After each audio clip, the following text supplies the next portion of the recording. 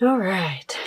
So I did take a few minutes to kind of look over what I was picking up here and kind of, I was really like, why? Because there are so many arrows, right? And when there's that many swords or air, so much air element, there seems to be, especially like, the responsibility, struggle, challenge, there's obviously something going on here. So I wanted to see what was going on astrologically that might be affecting you. And I figured it out. And it's interesting because this card kind of sums it up. This is 5 of arrows. It is Venus in Aquarius.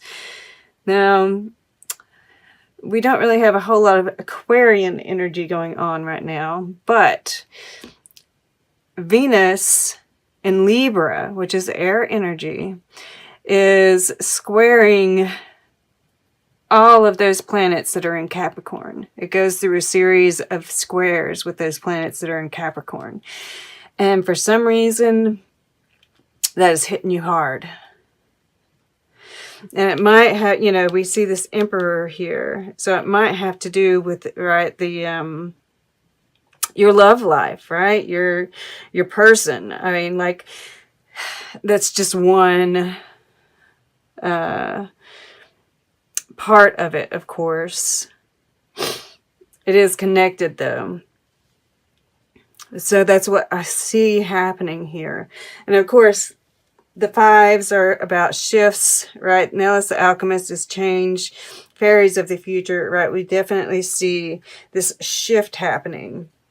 And as I said, look at this. We've got 4, 4, 4. That happened.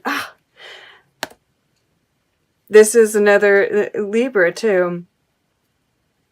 But Aries got the 4 of arrows or 4 swords with their number 44. It was sitting right beside each other.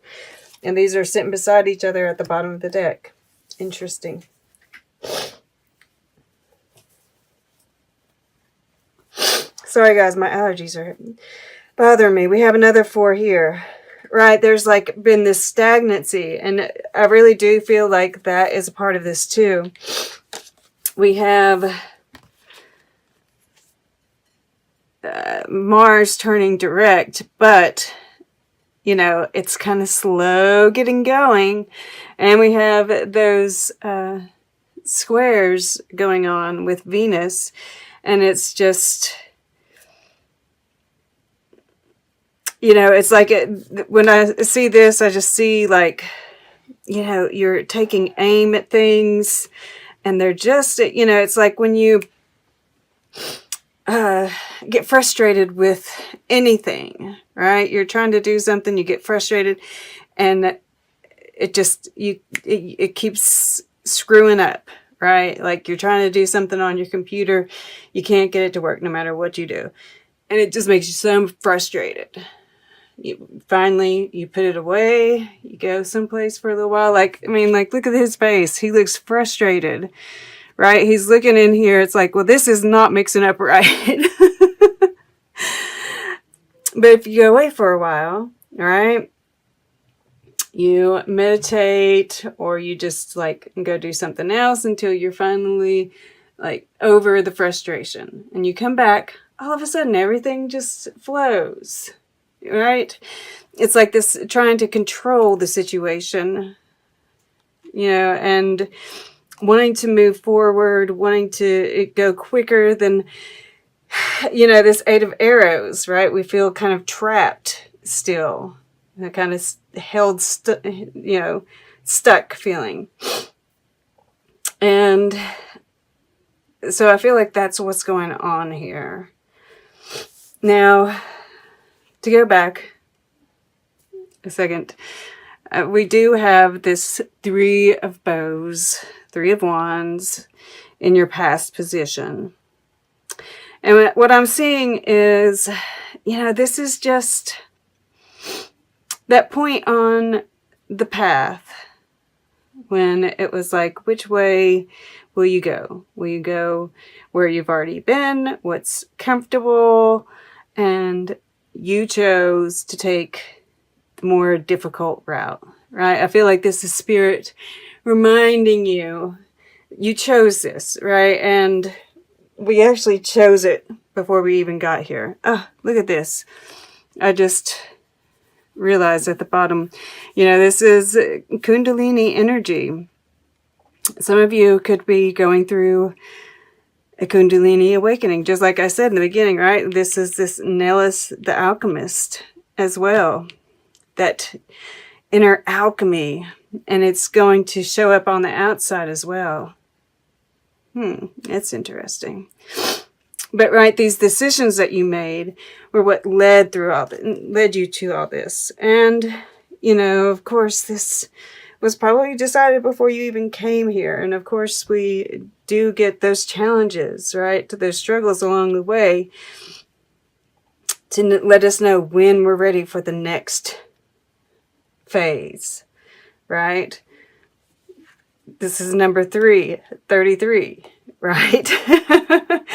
It's like that we're at another crossroads and decisions have to be made, right? With this 2 of stones here.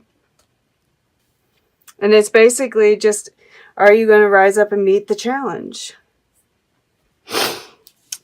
Will you accept the responsibility? Right? It's a weight. And I'm drawn to this psychic development, and which is part of this Nellis the alchemist here. But his eye has been, it's white. And I think it's Odin, the story of Odin, where he sacrifices his eye in order to gain wisdom and knowledge and being able to see into the future and such. I don't know if that was necessarily a part of it, but there are sacrifices that have to be made. But when I look at this, it's like he's really close now. I think at this point he can probably put that down, go up and get some help, right? Take a few, get some help to come back and help them out. There's that sage, right? The sage knows when to be, travel lightly through the darkness. He knows when to put down those and ask for a little bit of help and to be lighthearted, right? And I feel like this psychic development is also, even the sage playing into this, because I do see a bit of hermit energy in this. Being able to go within to see that the struggle is almost over, right? I see these broken arrows. And in Indian folklore, a broken arrow was a sign of peace. So I feel like, and I'm also seeing these crosses here, right? The crossroads. When we make that decision to rise up to the challenge, we get that peace. We get to move through to the next cycle. And this light that's within, right, we can access this at any time. To know that this struggle, this feeling of feeling stuck, I think more than anything, stuck and stagnant. And yes, everything that's going on around us, right? No doubt there's going to be chaos and problems all around us.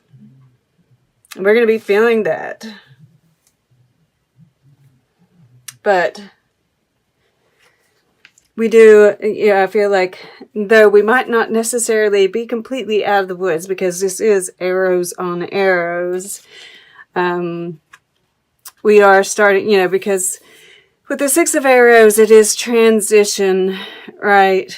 It's like we're not quite out of the woods yet, but we're close, right? And this particular Queen of Arrows here, the swan, she's kind of got her feathers ruffled, right? She's kind of on edge, I feel. Ah, look at that. I didn't even realize that, he's in a swan boat. So there's some mirroring there too, right? The Emperor, the Venus energy. There could be some, if you're in a relationship, there could be some fights along right? This Two of Stones, we have these, there's supposed to be two females fighting for dominance in this, but maybe it is that both of you all are kind of like in the same energy rather than being, and of course, take what resonates, right? This isn't going to be for everybody. But you're like almost mirroring each other too much to where you're triggering each other. You're not balancing each other out, right? But we are moving into smoother waters. We're almost there. We're almost to the end of the cycle. Yes. And then this Janis Joplin here, right? This is this energy we need to tap into, because we are up in our head. We are kind of on the edge, right? And it's because of the energies around us. But we've got to, this power of love must replace the love of power, right? This Emperor that's here. And I'm not saying you're feeling power hungry, but, with all these energies like flowing around her, I can't help but feel like, we're picking up on the energies that are in our field, right? The psychic development, being a bit empathic. That's why this holistic health is under here too. Right? Build up your aura. Another set. Well, you all don't have that many sevens. Well,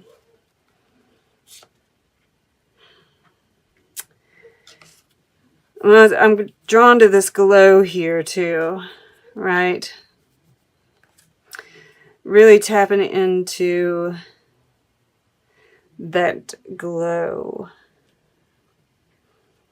This is almost all air. The Alchemist is fire. Fairies of the future I associate with Aquarius once again. And I feel like you're looking forward to that age of Aquarius, right? It's like maybe, you're looking too far into the future that it's causing you to just really hate where you are right now. And in that case, once again, we've got to become present, right? Really tune into the beauty that's around us rather than the darkness, right? Going out into nature, watching the sunset, right? It's going to bring about peace a lot quicker than just really trying to look into the future. Because, I feel like that's kind of what's going on here. That just finally came to me. So where do you gain your strength? Once again, right? This is the 23, the 5, right? That full moon is happening at 23. The new moon is happening at 23 degrees of Scorpio, which is, that adds up to a 5. That shift, right? The balance and the growth, balance and growth. And we're shifting back and forth. And then the full moons are at 8 degrees. So where do you get your strength? Right? Where are you able to calm down? Where do you see the light? Where do you get out of your head? Because that's a lot of this, right? And then, you know, the future is the 10 of arrows, finally closing out this cycle. And we see him holding this bow here, right? Preparing on this journey, watching for the right time. And you're taking aim a little bit too early here, right? But by the end of this period, you're going to be able to teach someone else how to aim the bow. You know, yeah, that just reminded me as I was talking about that. Maybe it's that you're not seeing, you're not seeing your manifestations quite yet, right? You're like, where the hell is it? Because was it the last time or the time before that you had the high level manifestation? And you're like, when is it coming? Where is it? You know, and you're like looking into this like it's a crystal ball, right? And you're not seeing it. It's coming. It's coming. I promise. Right? It's just, we have to pass through these portals. We have to move, you know, we have to learn to live in the intervals between events, right? That's part of this, these masters, right? These master numbers that we're working with. All right. So this is like saying, you know, rest easy, be cool. The transformation is happening, right? Keep going. Keep going. I know it's like, it seems like it's taking forever. I know. I'm with you. I'm with you. All right, let's get a piece of art. We'll get closing guidance and take a quick look at all the underlying energies together. All right, Gemini. I'm kind of drawn back here. Okay. To left. Dance at the Moulin Rouge.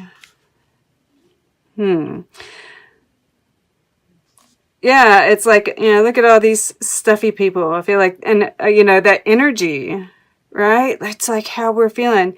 And this is saying, you know, we've got to not care about what's going on around us, like, you know, by dancing, by raising our vibration, right? There's this energy field around them. Everybody's moved out of the way because they don't match it, right? She don't care. So that's a, you know, this is saying raise your vibration, and that's going to protect you from these energies, right? All these other energies that are around you.